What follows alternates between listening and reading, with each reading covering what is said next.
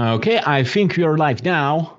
So, hello everybody. After a 1 week break, we are finally back with you. And we thought about all the topics we cover: war, army, nuclear weapons, and decided that, you know what, like sometimes when you talk a lot about this stuff or hear a lot about this stuff, you get depression. You really become sad, disinterested in life. So we decided to make a topic to pick you guys up. So today we'll be talking about terrorism in Europe. No, just kidding. Today we'll be talking, of course, about the Trans-European Transport Network. That's correct. Yes, it is. Holy hell, that was hard to say. Often when talking about stuff happening in the EU, people just focus on current politics, current events in like European Parliament, etc. But honestly, I really think we should basically take a look at what those decisions do lead to. Because let me tell you guys, the decisions that were made that did lead to this, well, they are pretty boring. You might even say that the project itself is pretty boring right now because lots of the stuff isn't even finished. But yeah, the scale is just basically unheard of in the modern world. Like, you can compare this to American highway system. And sure, this is kind of a good comparison. However, the American highway system is just cars. It's just made to move goods by car or people by car. Here we don't have that. Here everything is multimodal. So we are talking at the same time about sea, rail, of course, roads, stuff like that. We are also talking about a very important strategic project to European autonomy, European competitiveness, and something that connects us all, literally. Because without this, let me tell you that just getting in the car and driving from one country into the other could look very different than it does now. So, of course, in places where it isn't finished yet, you can feel that. I do feel that every time I go to Prague, for example, where, you just drive towards the border, highway ends, and you're back on dingy country roads. So here this project tries to elevate that. The gains are huge. The project is huge. Everything about this is huge. And you know what else is huge? The other thing that's huge is how UK news outlets were just so butthurt about not being included in the plans for it anymore, ladies and gentlemen. So we'll cover select stuff only. We plan on making a follow-up to this one. However, yeah, even the select parts of it are just so massive that honestly, where to even start? We tried to pick a good point to start explaining everything here, and we just decided to split. Basically, I will cover the Eastern Baltic side of it, and Anastasius here is going to cover the more western part of it. The western part of it isn't as huge, in my personal opinion, because, yeah, for guys that didn't really know Eastern Europe before that, yeah, here we do have nothing. Nothing was planned for something like that, for free people movement, for free goods movement. So everything here is the first. And let's talk about the goals. Easier transport of goods and people. That's something I already talked about. Good things happen when you can just hire a truck from point A to point B without the truck having to stop or, try driving very narrow mountain roads. It's very simple in principle, but also something that we really need to do if we want Europe to look as a cohesive entity and not a disconnected thing that's just a sum of its parts. Corridors, based on that, are chosen on the transnational importance they have. So, for example, the North Sea to Baltic Sea corridor is based on the importance of having more ports. And, North Sea ports, let me tell you guys, they are working over capacity. So it would be good to upgrade them. But if you want to upgrade lots of stuff, you need to shut this down. And if you need to shut this down, you need a backup. Currently, we don't really have that backup. So that's the reason. And multimodality. So we have ports, railways, highways. Scale, insane, often very, very underrated. However, there's some crazy engineering going on. We'll speak about that later. Project is ongoing, and there are further extension of that being planned as we speak. So for the benefits, let's start on the high quality transport links and the benefits they carry. For lots of people, this is kind of hard to get, but it affects you. It affects you on a personal level in everyday life. Without high quality transport, you wouldn't be able to get your apples if there is a frost in your local area, for example. Of course, further EU integration, the food also will be cheaper. So not only it will be available when hell breaks loose, it will also be cheaper. Better defense capabilities. For example, there's lots of military hardware coming to Ukraine that's moving via Polish roads in the south of the country. I've seen the convoys myself. I live here. I actually had to dodge one with my car, so that wasn't fun. But yeah, kind of scary. But at least I have something to talk about right now. The transport will be also greener and more efficient because, like for long distance, train is obviously the better choice, especially if there is an electrified corridor. The prices on that are just very, very low. You need only one driver. It's very secure and also very safe to everybody involved. Like you won't get asthma from a train driving with your goods. And it links even like so very remote coastal parts to the core of Europe. Like those are just things that normally you don't think about. But I want you guys to stop for a moment and really, really think about where that thing, your phone that you hold in your hand right now, probably, did came via. Which port, which roads it had to drive on, which railway it used, right? Without all of that, your phone would be at least more expensive, or maybe wouldn't be in your heads at all. So for the North Sea Baltic corridor, this is my own backyard. That's why I did choose it. If I want to play favorites, I will of course pick favorites in my own region. So it links major European ports in the Benelux and northern Germany to the Baltic Sea via Poland. It will not only increase the competitiveness and capacity due to potential use of Baltic Sea ports, but it will also use that.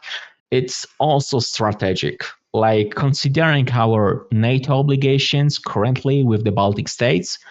Without this one, it would be kind of hard to meet. Like if you want to move lots of hardware, you want to use road and rail, and you want this to be as fast and as smooth as possible.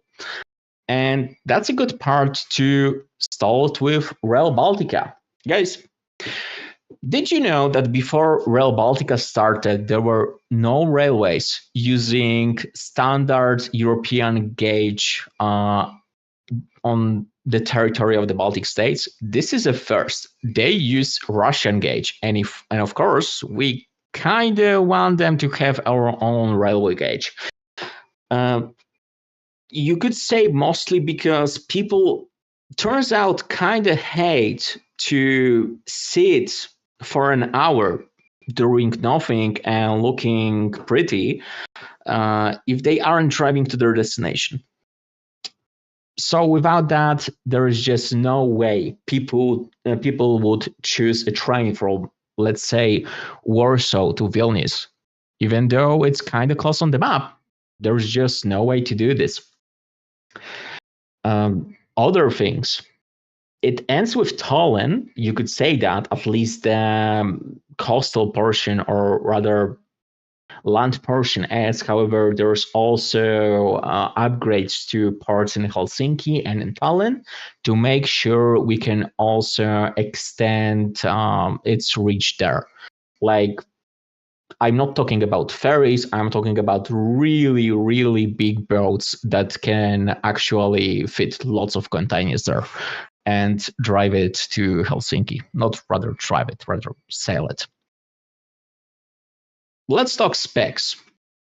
Because, I just love specifications. Like, I know the specifications of my phone and could list them, right from my head. So for this one, it's 234 kilometers an hour for passenger trains and 120 kilometers an hour for freight. There's RTMS level 2, so any train driver familiar with it can drive on the track. You don't need to know the language, you don't need to know the signaling system. Pure beauty. RTMS, guys, is so cool. China stole it. So, but all that counts is that they have safer trains now. Completion will be in 2030. However, some sections will have service in 2028. And when preparing that, I noticed this is way sooner than I thought. Like, on the back of my mind, I always thought about this as something like, yeah, I will see this in a few decades or something. But no, it's actually pretty soon. I really want to hop on a train when it's done from Warsaw to Vilnius. I never been to Vilnius. I want to see that. And, this is a good excuse for it. And guys, like, imagine high-speed rail from Warsaw all the way to Tallinn. We don't have things that good in Poland, like even between major cities. And we'll have that to Tallinn. So that's great. The importance increased greatly with Putin's invasion. So there is large possibility this one is just the start of it. And let's talk costs, because some austerity types really want to talk about costs. Yeah, it's 3.6 billion euros, so it's not cheap. I mean, stuff made in Europe costs more because it's high quality. We don't allow stuff to be built to low standards, so there's also that. RTMS level 2 also adds some cost to it because you need to build GSMR infrastructure, so basically a whole mobile network specifically for that. But the measurable socioeconomic benefits are estimated at 16.2 billion. And when you count the benefits you cannot really measure, yeah, it's not that much, is it, compared to the cost? Like, really, it will help integration in this area a lot. Second thing is Baltic Adriatic Corridor. However, before that, Anastasius, let's talk about this for a minute, shall we? For sure. Because, I just shown the facts to people. I want to speak with you. How cool is that you can just jump on TGV and go from wherever you are in France to whatever other part of the country in like few hours?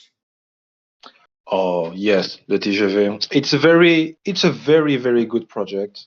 In and of itself, the fact that you can, for example, take a Paris to Toulouse trip in about 7 hours, give or take, is very, very beneficial, because when you think about it, 7 hours in the course of a journey, it's really not a lot.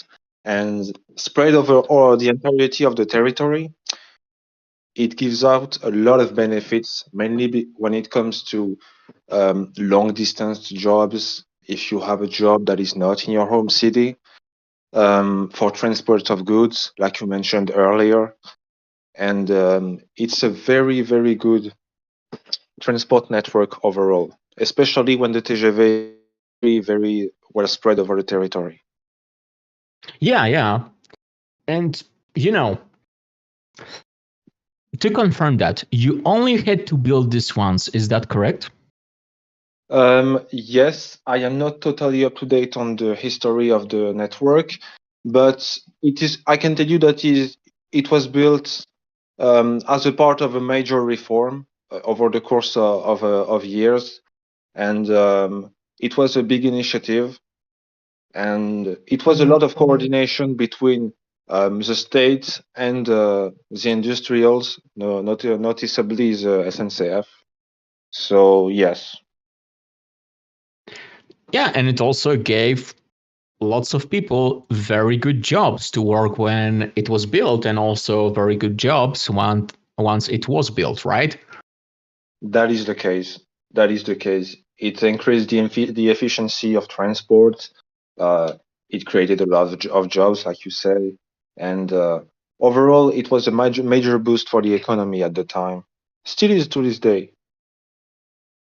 Yeah, what I'm getting at is basically when I talk to some people, uh, they look at stuff like this and are like, oh, this is too expensive. Oh my God, we'll spend so much money on this.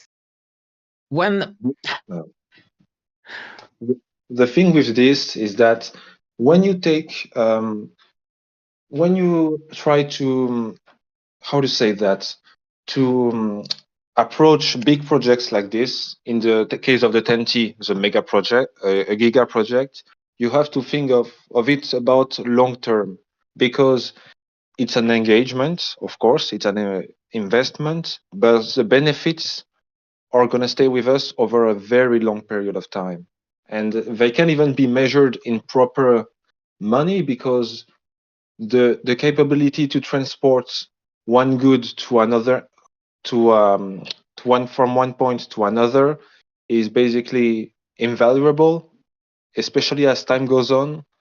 And right now, we are doing a step in the right direction, especially with the reforms that we are preparing when it comes to the environment. So we are doing a good job of coordinating states and the industrials. yep.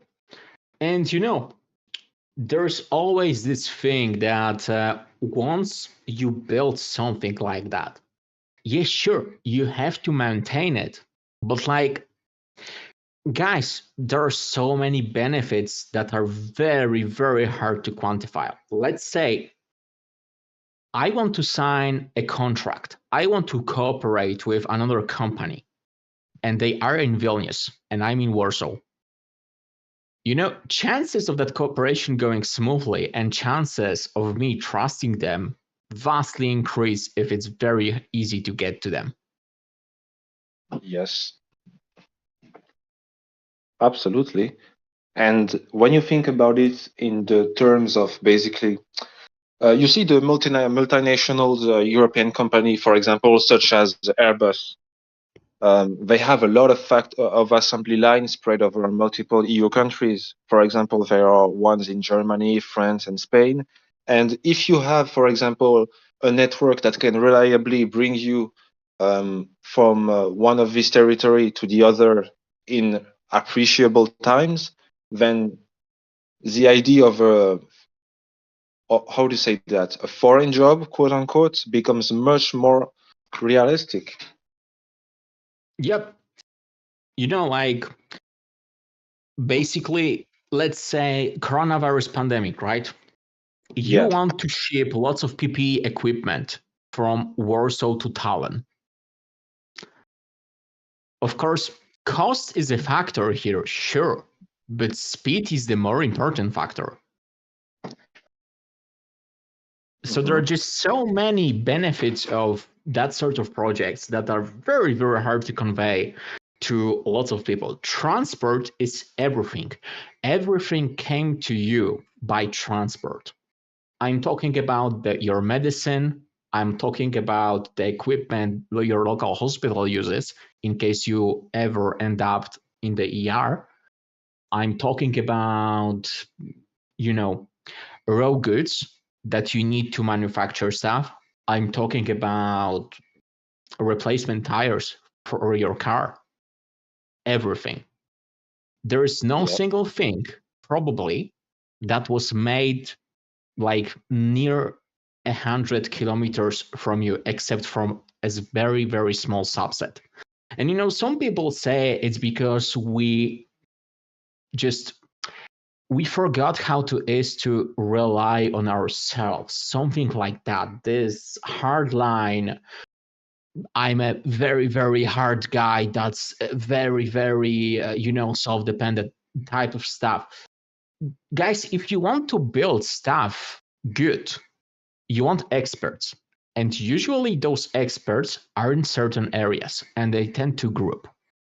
That's why that sort of things are centralized, and that's why most of the stuff just is transported to you from a place where manufacturing it is possible to a high standard. Sure, in communism times, Poland was kind of self-reliant on a lot of stuff, but things weren't good. Like, you had, for example, headphones from Russia. And sure, they were a pair of headphones or speakers. Sure, there probably were good speakers or something like that. But even then, it was probably made in a place where there were just lots of experts in that field that could assist in building the product. And yeah, on that note, let's talk about the Baltic-Adriatic corridor. This one is very fun because it literally crosses the Alps like if they were nothing. It's also linked to Rail Baltica, and the goal is to create a high-capacity north-south rail and road corridor from Gdańsk to Bologna. So, in theory, goods coming via the Suez Canal, eventually, can be unloaded at Bologna and transported via rail to be loaded onto a boat in Baltic Sea. This would cut delivery times for goods that need those delivery times pretty short by a lot. So things in short supply, in theory, could be cheaper. So that's great for everybody. And of course, it includes a 27-kilometer tunnel bypassing the Alps, because why not? At this point, it's boring in Europe, honestly, to have another one of those. And speaking about that, US, please take care of your infrastructure. Like, look at us, take it as a good example, borrow our people, because this is something you want to do. Like, building something once, like the highway system, sure, but you can always improve that, and not only by building additional capacity when it comes to more lanes. So there are lots of upgrades of existing railway lines, so we aren't talking as much about building new railway track as we are talking about the Baltics here. And a tidbit, it includes the currently only high-speed rail line in Poland, the Polish railway line number 4, also known as the Central Rail Line. In Polish, it's Centralna Magistrala Kolejowa, which I know is very fun to say, or CMK. And it has a planned upgrade to 250 kilometers an hour. And also a small tidbit about that, because this is an old railway line and it was planned with this speed. So in 1970s, rail authorities, I won't read the full quote, you can probably see it on your screens, but yeah, if communism was good, we would have that. So Poland can into high speed, and we should we should finally drop the premise that just high-speed rail isn't possible in Poland because of something. And this project also includes lots of metropolitan areas with high-speed rail connections and ETCS, so it's really connecting lots of cities together. So it would be very, very cool. I mean, yes. In general, communism wasn't really too keen on developing the people it was crushing. So, yeah, Poland is definitely going into the right direction and definitely can into high-speed rail right now because Rail Baltica is one of the major project, one of the priority project, I believe, of the TEN-T. So it's going to be a major asset. Okay, looks like I caused a stir up, so guys, please join in.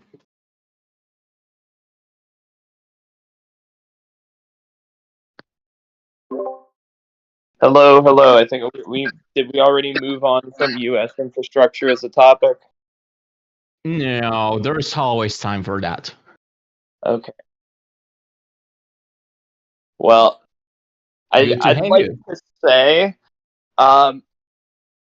absolutely, yeah, we do have a big problem with throwing more lanes at a big highway and saying, "Yep, that's the solution to stuff." But also, the problem is infrastructure. If it's not the federal highway system, it's very much controlled a lot at the local level and dependent on federal grants. So, for example, where I live in Harford County, Maryland, it's kind of rural-ish, but we are actually getting an entire new rail bridge. We're getting new infrastructure for bikes and pedestrians. So we're actually getting like in Germany, how they have the separated Radwege. We're getting those.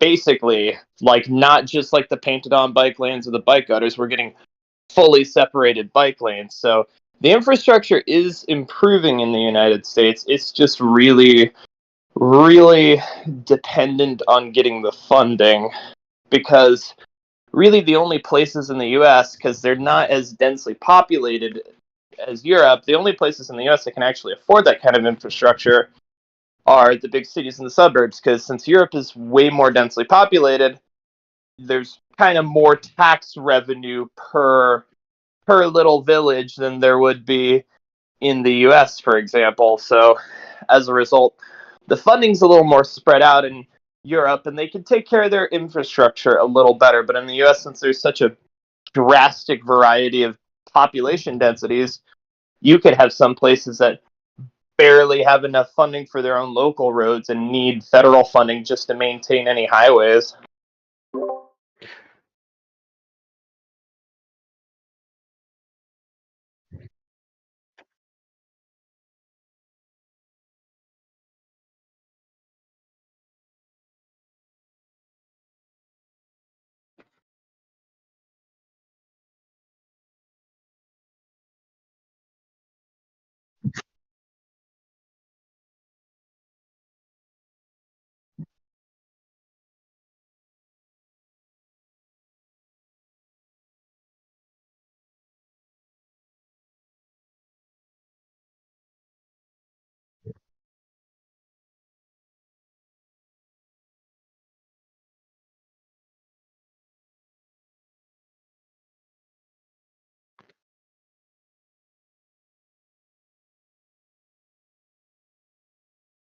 Well, Snore, I will tell you one thing. We do use a rail a lot in the United States.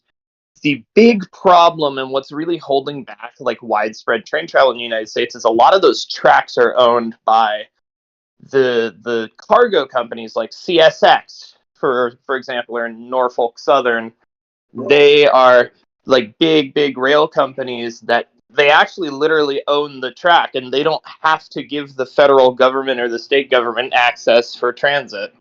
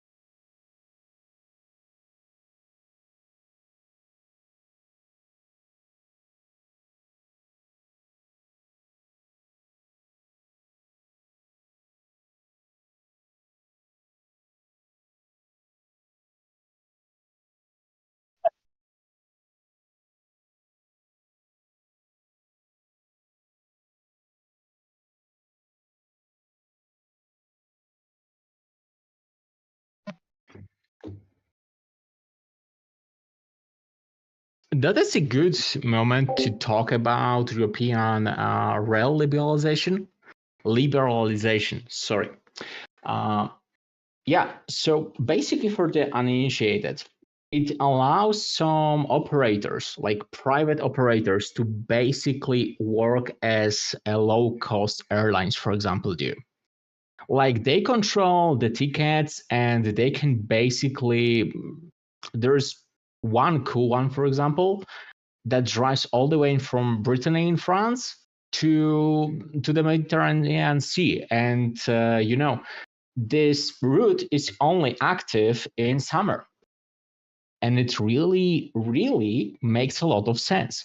It stops in a lot of places when you can pick people up coming there. However, it doesn't stop in Paris because in Paris, the prices they would have paid for access to the platforms are higher, and they would have to compete with TGV.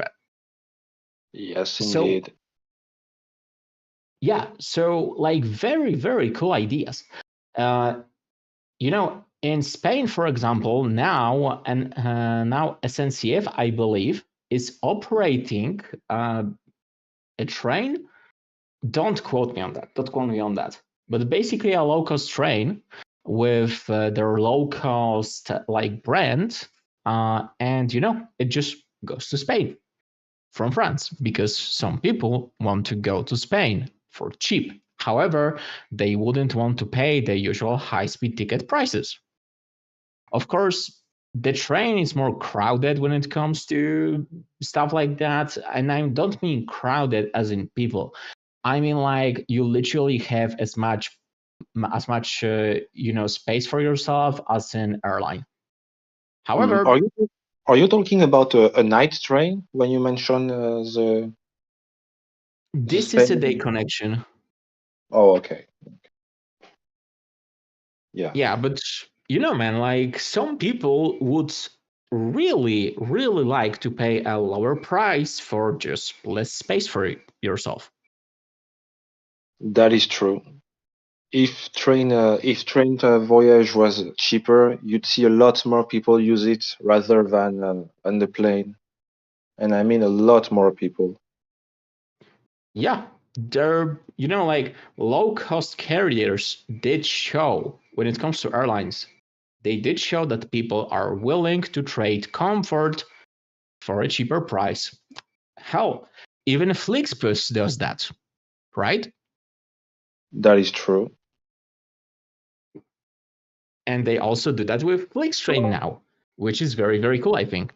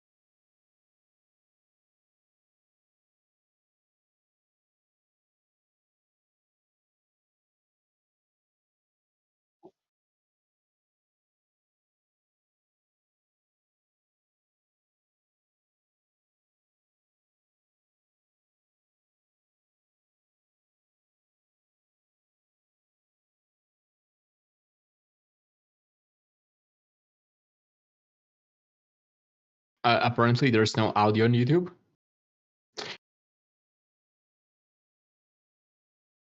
In which case, this one is Discord special. Oh, hopefully not. Maybe it's just when I talk. I don't know. That's not the Anyway, case. yeah. I'd like to go off of the tunnel point you brought up because I'll be trying to cover another project of the 10T. That is basically the Terrain Lion tunnel train network. Basically, what it is that it is a tunnel for to pass a train through the Alps from Lyon to Terrain, and the total cost of the project is estimated at 1.43 billion so far. That's the contract value. And the total length of the tunnel is going to be approximately 46 kilometers.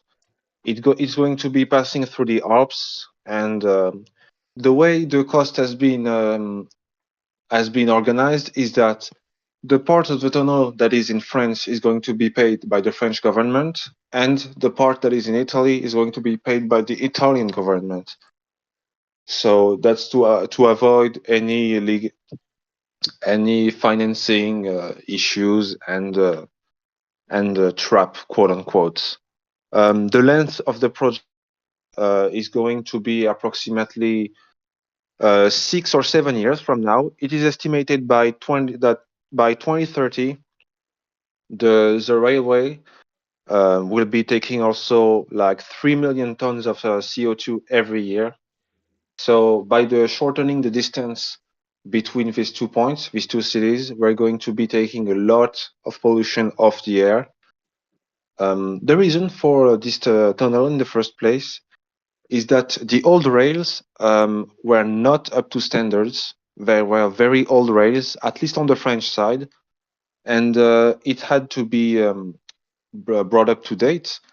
And by bringing up to date, that's basically one of the points of the 10T that takes up the most time, basically, because one of the problems with the project, quote unquote, was that a lot of national agencies, when it comes to transport, had a lot of problems with the EU commissions when it comes to standards, to meet the standards that were set by the project, and that it led to a lot of revisions as to better organize the project and still have it on a reasonable time frame.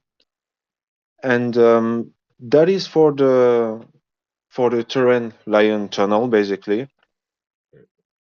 If I were to Yeah, go like there, yeah, like also when it comes to rail tunnels, like there are a lot of people that somehow aren't as much cost sensitive uh, when it comes to, for example, road tunnels, which is very funny because road tunnels are actually more expensive to build.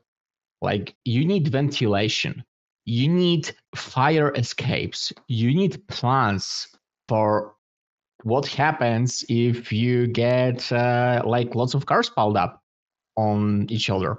It happens. You need plans for that. And for rail tunnels, it's pretty cool because honestly, once you have that, you can do like what they do before they allow rails trains to go into that Gotthard base tunnel, for example. Like they do infrared monitoring on all of the bogies to make sure they aren't overheating. They do a whole inspection basically when you're driving towards the tunnel. So if you're en route to the tunnel and if something isn't up to the standard they require, they will send you a stop signal and the train will brake immediately and then it will be inspected by people to see what is wrong. And absolutely. yep, and those are just, some kind of things you don't get in road tunnels. Also, man, yeah, sorry. Now it's time for you. No problem, no problem. So I was covering a bit of the western side by presenting a tunnel that was linking France and Italy. But now I'm gonna turn around and go a bit more central side with what I call what is called rather the Brenner Base Tunnel, which is a tunnel that will be linking the Alps and not so much as link the Alps, but it will be a part of the corridor of a corridor that will be going through all of Central Europe and Scandinavia. So basically, it's a corridor that will link Helsinki.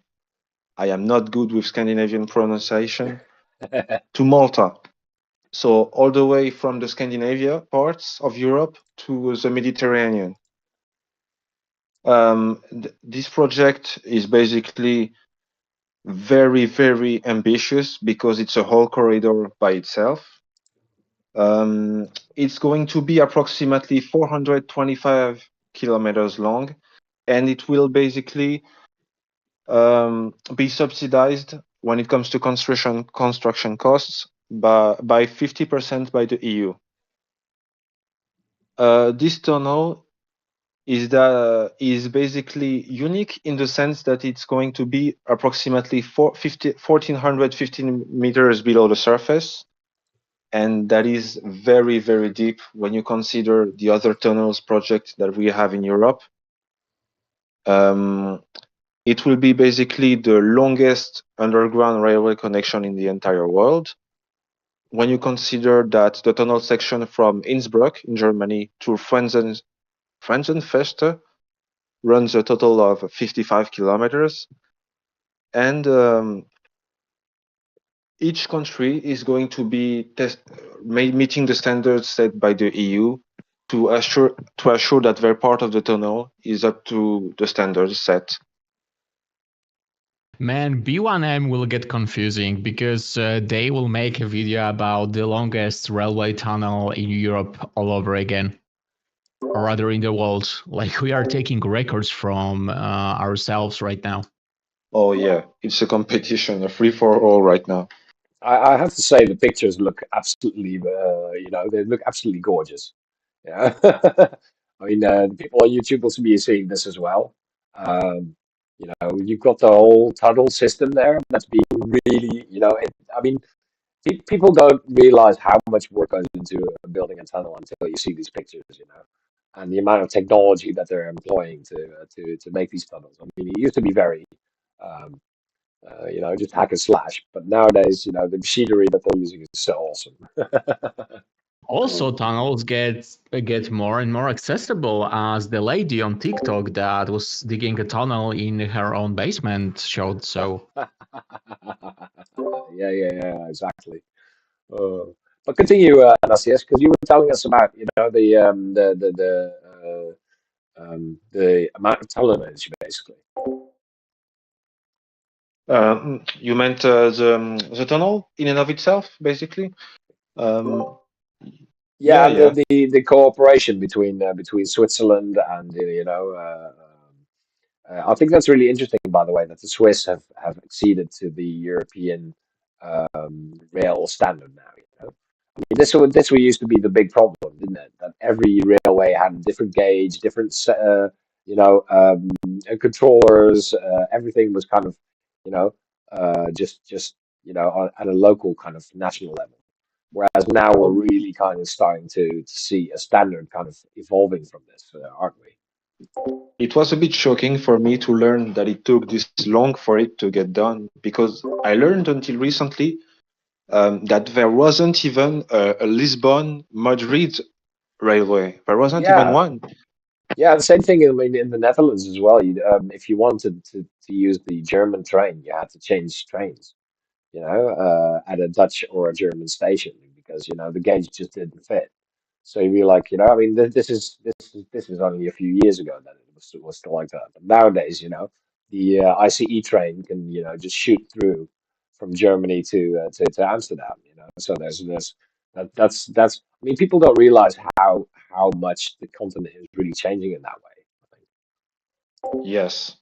The 10T in and of itself, it's basically, I want to say, I don't know if I'm being too dramatic, but I would say it's the culmination of the European idea, of the European project, because it's further integration in the physical aspect where we can link Europeans together after having already done so on all other fronts. When I say other fronts, I mean, for example, in education via Erasmus or via cultural, when you consider channel platforms like Arte, if you're familiar with it, Snore. Yeah, definitely, definitely. That's one of my favorites. If anyone listening doesn't know Arte, check it out. It's a super good TV channel basically that you can also watch online. So, but you can see this integration basically. I mean, we did the roads, right? You can now drive from the north of the Baltics all the way down to Spain, you know, and now we're doing also the slowly trying to kind of connect the waterways together. You know, there's the waterways in France, which we talked about 2 weeks ago, which are being linked up to the ones in Belgium, and Belgium again to the Netherlands. You know, creating kind of this highway of rivers. And now, this is like you said, this is a real concrete step of also binding this together, and creating seamless transportation. I mean, the only thing that's really, um, in my opinion, that is something that we haven't tackled yet is the language barriers. But with transportation come the opportunities to integrate societies more closely. So I mean, that's why I think we're seeing such a resurgence in use of English all across Europe at the moment because it's really easy to kind of communicate in that. And I think having this transport network will definitely make sure that we can also let's say if you want to work in Switzerland, right, as a Frenchman, what are you going Yeah. to do? How are you going to get there? Either you have to have a car, or maybe you can take the railway now, right? And that will decrease increase the amount of available labor to a country, while not necessarily overburdening the road networks, which is a big thing. It will No one also likes sitting allow in you traffic. to sorry to sorry I got into your word. Yeah, it will also allow you to basically have a career you wouldn't have otherwise. You know, it's Yeah. easier to drive to a place where there is that career. So basically pick what you want, what you actually want to do in your life. Yeah, and not only that. I mean, cars are expensive, right? Not everyone has the money for a car, especially young people. So it's important to be able to give young people that perspective. Not that they're stuck in their town or their immediate area all the time. If you can And make these. also, Mhm. yeah, and also about cars, not everybody should drive. Exactly. So, I mean, for me, I mean, I'm doing my driving lessons now, and I can tell you that not everyone should drive, and I might be one of them. But I'll let you know how that goes in any case. Yeah, I mean, No, no already. shame in that. Especially when it comes to when you start being a professional driver, as in you get paid for driving. Man, stuff changes like a lot. Before that, it was easy. Like you used to drive when you were comfortable to, like visit a family or something. Now you need to focus like for 8 hours at a time or something like that. And it's just not possible for everyone. I mean, just looking at the chat here, Brussels says cars are great, but it should be a luxury and convenience, not a necessity. I mean, this is something that regions are struggling with. It kind of depends on the population density of your region, and the amount of hubs that you can make. Because I mean, everyone would like a tram, right? But not everywhere would be economical to do so yet. I mean, this is a developing situation. I do think that cars still have a big role to play in everyday life, but they shouldn't be the default transportation when you, for example, when you're going to the shop, or when you're going to the How you is know, it like in the I mean, Netherlands? and this is also part of the, of what we're now doing, with the whole tech network. We're making sure that we've got hubs from which people can travel, and that increases kind of the usefulness of those hubs. But if you're still living out in the sticks, it's still very hard to get to the train stations and stuff like that. That should really change. Anyway, sorry. No problem, no problem. When you say that basically, it's true that it is a case by case basis when it comes to the necessity of cars. I thought about the Netherlands for a second because it's a in and of itself not quite a big country, but it's very urbanized and there is quite a lot of meticulousness when it comes to the use of space. So I I agree with that.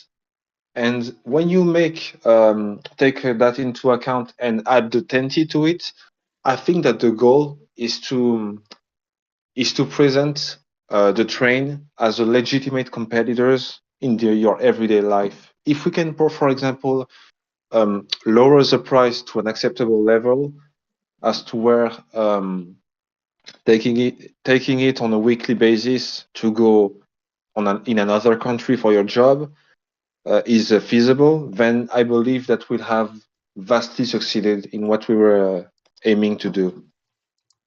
Yeah, I'm a guy that basically is one of those people that you won't be able to convince to not have a car, for example.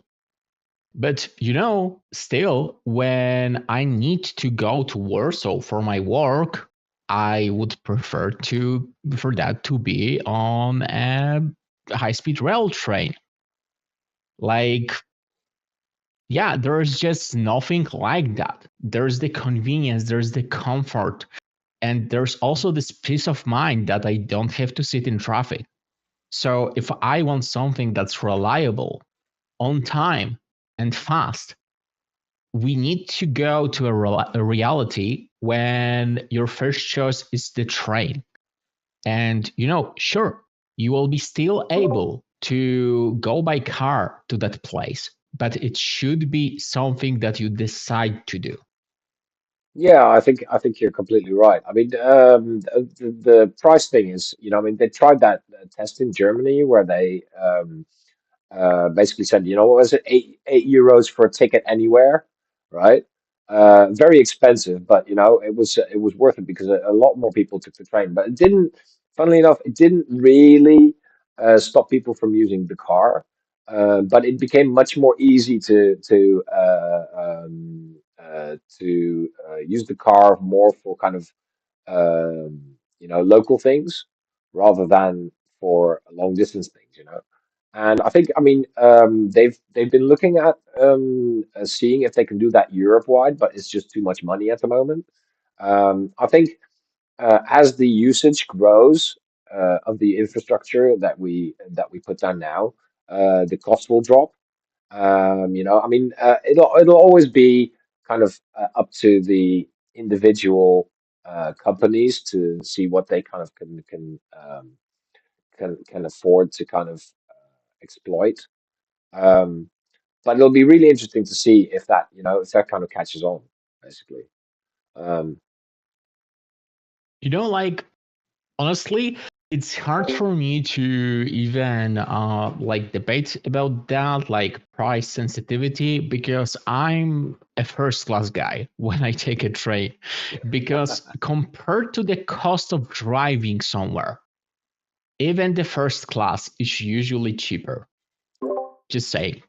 yeah, my family, my wife's family lives in Switzerland. So what we do every year is we do the pilgrimage, and for that we use the ICE train. Always first class, man. It's just so nice. You've got service at the seat. You got a little bar, you got nice windows, lots of leg room, and it's not that expensive actually. It's only a few euros more per trip. So we always do Yeah. that as well. First class is the way to go, man. You know, Exactly. I did once try a that was a sleeper train from I think it was from the north of France to the south of France. It was kind of like a car train in that you load your car up on the at the station, and then you just get on the train and then you can just sleep, so you don't have to drive the area. But that was years Yeah. ago, and I'd love to kind of just see how if that distance from northern France to southern France is kind of changed a little bit. So that's a little bit faster. So Oh man, what a great topic you just brought up. There are those trains that you take your car onto, which are just, I mean, best of the both worlds, right? You go to roughly your destination, you unload your car, and you drive the rest. And You mean basically, channel, like the channel between France and England? There's a thing such as this, I believe. yeah, yeah, exactly. like Yeah, yeah, Eurotunnel. like the Channel Tunnel. I mean, it's a great idea for not just short distances, but also long distance. I mean, if you can do it. I mean, the worst thing is when you get to a destination by train and you can't transport yourself from there. You have to rely on the local transport, which is not always available. Or not available in the level that you'd want it. Right? I mean, lugging a suitcase across a city from one station to the other. It's happened to me once, and that's not really something you want to do, right? When you're traveling and you've got a train to catch. So I mean, having your car along with you is actually super handy.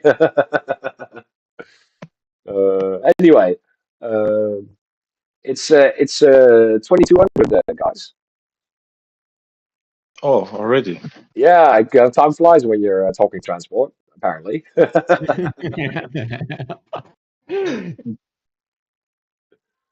Yeah, like we are the crazy guys here, honestly. Like sometimes when I look at this, we just, spend an hour talking about transport and we aren't even finished, like remotely finished. Yeah, I know. And look at many people in the chat love it as well. Celine says that transport is the heart of politics, and Brussels says that it's a sexy topic. I think I agree. You know. Oh, it is. There is nothing more sexy than transport. Yeah, trains, man. Everyone loves trains, right? Even to Nothing this gets day. me in the mood. Yeah, Ah, like nothing gets me in the mood as much as trains. Honestly, I'm a simple guy. So, uh, we are ending on this note. Probably, Anastius. We will be ending on this note, I believe. That is the case. There's not much else to say about the topic of the 10T. Although we haven't covered quite all of it, it is quite impossible to do so in an hour. yeah, Yeah, I think I guys, think yeah, I think we had a good look. So thank you very much, Anastasios, for that. You too, Procurel. Procyon. And yeah, basically, guys, we want to do more transport related topics. So stay tuned. Like, there will be a part two to this in some way. Trust me on that, because there's just so much to talk when you're in Europe. Like, honestly, man, Peter, I pity you. I pity you. That's okay. Whenever I miss trains too much, I can just pop back over. Yeah, he has that option. He's our spy. So, we take him back home for the briefing and stuff. So he gets things good. But anyway, guys, we will be finishing right now. So stay tuned. I will definitely be talking more about transport in the future. We'll see what happens next week. Probably another news episode. We are sorry for the 1 week break, but I think we'll make up to you guys for that in the near future. I'm sure of that. Actually, I'm even thinking about maybe making this topic we talked about today into a video later on. I will probably record our takes and everything again. So you have the base voice quality, etc., and we have some nice visuals on it. It would be a very, very good video, honestly. And that sort of things also has clicks because, yeah, it turns out people in Europe are weird. Like they actually search things related to transport. So, anyway, see you guys next week. Bye-bye. Bye.